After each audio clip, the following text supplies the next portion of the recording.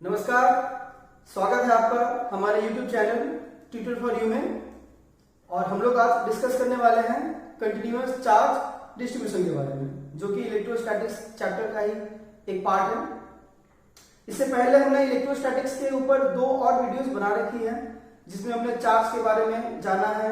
दूसरे वीडियो में हमने कूलम्ब्स लॉ और उससे रिलेटेड कुछ टर्म्स के बारे में जाना है।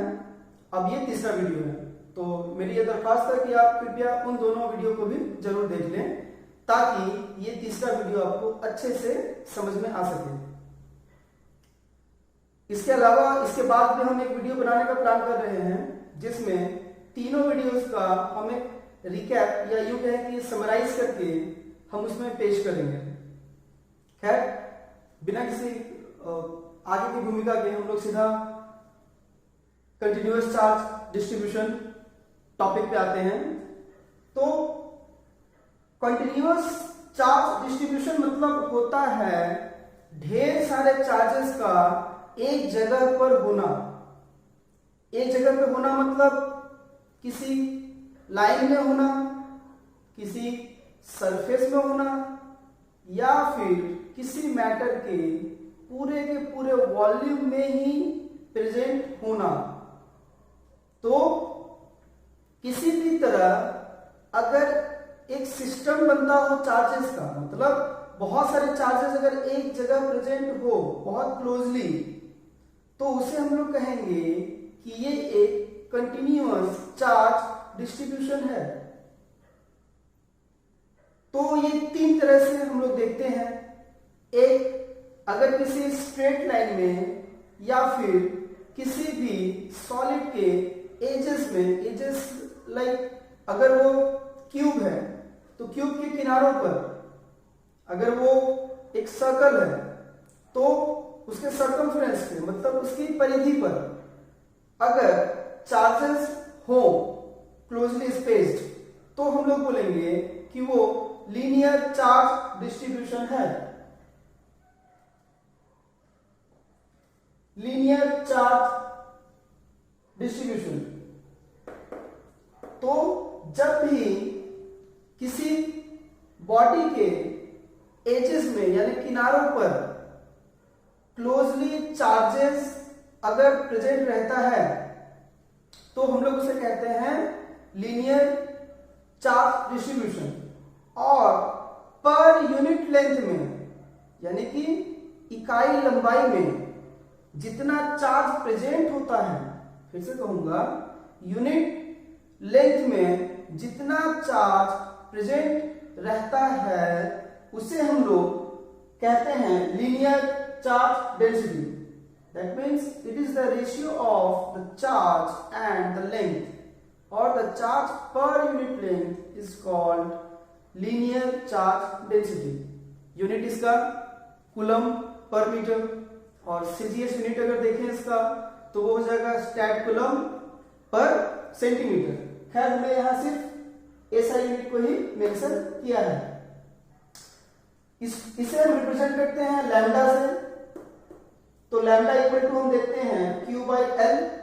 और अगर हम लोग स्मॉल वैल्यू अगर इसका ले, अगर बहुत एक स्मॉल वैल्यू अगर ले यहां से, जैसे तो देख रहे हैं एक स्मॉल वैल्यू ऑफ चार्ज लिए हैं जो एक स्मॉल लेंथ में है, तो dq by dl equal to हो जाएगा लैम्डा। तो अगर हम लोग को यहां से टोटल चार्ज निकालना होगा, तो उसका एक्सप्रेशन हो जाएगा q equal to integration of lambda dl। बहुत ही एक सरल सा एक टॉपिक है, ज्यादा कुछ समझाने लायक चीज नहीं है। एक स्मॉल अमाउंट ऑफ लेंथ का चार्ज ले लिए हैं, तो चार्ज बाय लेंथ हम लोग को लैम्डा दे रहा है, और यहां से हम लोग q equal to lambda dl integration के थ्रू हम लोग निकाल लेंगे। सेकेंड आता है surface charge density. Surface charge density means, उससे पहले जानेंगे सरफेस चार्ज डिस्ट्रीब्यूशन। ये इस डस्टर के सरफेस में अगर यहां पे ढेर सारा चार्ज अगर प्रेजेंट हो यहां पे, तो उसको बोलेंगे सरफेस चार्ज डिस्ट्रीब्यूशन। और इसका तो कुछ ना कुछ एरिया होगा, इसके यूनिट एरिया में जितना चार्ज हम लोगों को मिलेगा उसे हम लोग बोलेंगे सरफेस चार्ज डेंसिटी। देखिए, डेंसिटी का मतलब फिजिक्स में क्या होता है? डेंसिटी का मतलब होता है गाढ़ापन, घनापन, how dense it is, right. तो चार्जेस कितना डेंस है ये कैसे निकालेंगे? ये निकालेंगे यूनिट एरिया में। अगर वॉल्यूम का निकाल रहे हैं तो यूनिट वॉल्यूम में, लेंथ का निकाल रहे हैं तो यूनिट लेंथ में। तो यूनिट अमाउंट में जितना चार्ज प्रेजेंट होगा वैसे ही डेंसिटी निकलेगा। लीनियर डेंसिटी हम लोग इसी तरह निकाले हैं, सरफेस चार्ज डेंसिटी भी इसी तरह निकालेंगे कि टोटल अमाउंट ऑफ चार्ज पूरे सरफेस एरिया में जितना होगा उन दोनों के रेशियो को हम लोग बोलेंगे सरफेस चार्ज डेंसिटी, जिसे हम रिप्रेजेंट कर रहे हैं सिग्मा से इसे रिप्रेजेंट करते हैं। तो एक्सप्रेशन मिलता है चार्ज बाय एरिया। तो इसका यूनिट क्या हो जाएगा? चार्ज मींस कूलम यूनिट और एरिया का मीटर स्क्वायर। तो ऐसा यूनिट हो जाएगा कूलम पर मीटर स्क्वायर और सीजीएस यूनिट हो जाएगा stat coulomb per centimetre square. तो यहां पर हमने एक सरफेस देखा है जिसमें ढेर सारा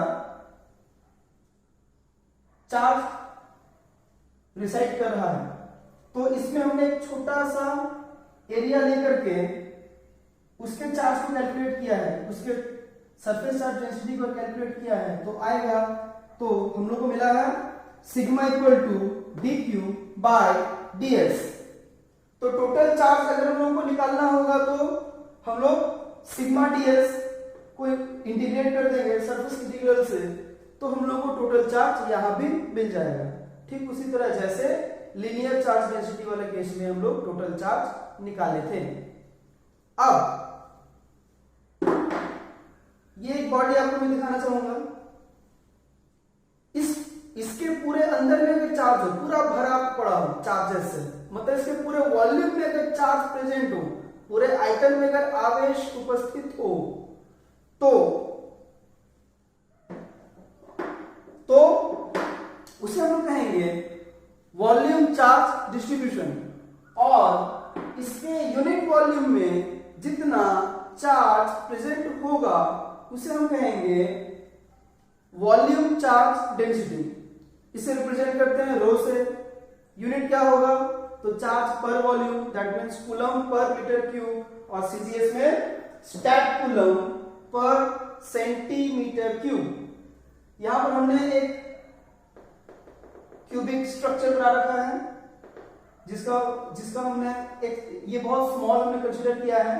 तो हमें मिलेगा यहाँ पे डीवी, इसका वॉल्यूम हमने डीवी लेट किया है और इसमें small amount of charge DQ है। तो हम लोगों को यहाँ पे रो इक्वल टू मिलेगा डीक्यू बाई डीवी। तो टोटल चार्ज अगेन वही जो आपका डेंसिटी है into volume, that means Q equal to rho DV. तो बहुत ही एक सरल सा टॉपिक हमने आज देखा, कंटिन्यूअस चार्ज डिस्ट्रीब्यूशन, जिसके हमने 3 रूप देखे। एक लीनियर चार्ज डिस्ट्रीब्यूशन जहां से हम लीनियर चार्ज डेंसिटी को कैलकुलेट किए, फिर हम सरफेस चार्ज डिस्ट्रीब्यूशन देखे, वहां से हमने सरफेस चार्ज डेंसिटी को फाइंड आउट किया, और उसके बाद हम देखें वॉल्यूम चार्ज डिस्ट्रीब्यूशन और वहां से हम जाने वॉल्यूम चार्ज डेंसिटी के बारे में। तो ये एक छोटा सा टॉपिक था। आशा करता हूं आपको अच्छा लगा हो, ये वीडियो आपको समझ में आया हो। यदि कोई शिकायत हो या कोई सजेशन हो तो आप नीचे कमेंट बॉक्स में जरूर लिखें, और अगर आप हमसे जुड़ना चाहते हो तो नीचे व्हाट्सएप नंबर मैंने दे दिया है, आप उसमें कांटेक्ट कर सकते हो। तो इसी के साथ मैं अलविदा लेता हूं। धन्यवाद।